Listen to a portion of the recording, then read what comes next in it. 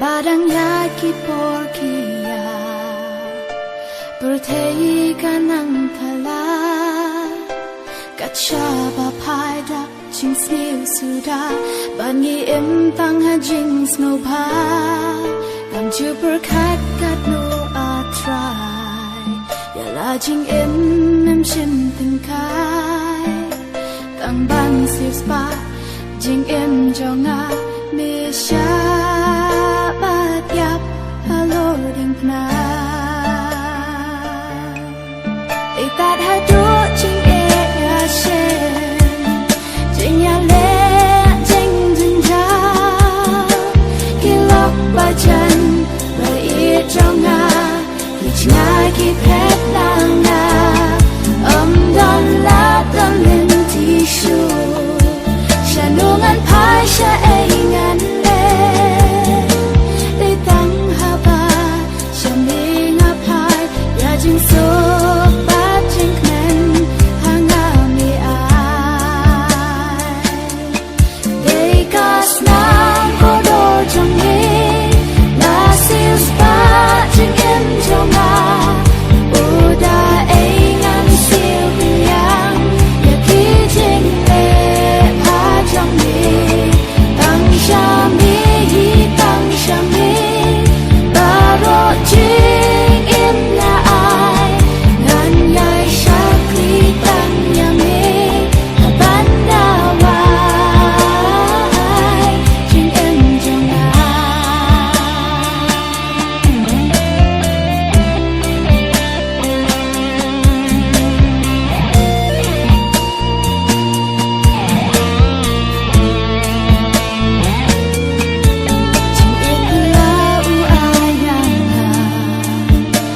Jing i ta shisha They tang hau na shen ya ka Kapanda tanda jing kmen Wat hap deng ki jing tenju Ki jing e babun rukon Na tip u try un lam ya nga Ngan shu shan ya tang hau Udan bravo batnya Jing sopa krau u ai hanga Daka jing i Jong u hi jing sok na shen Man la kasmi They gas nang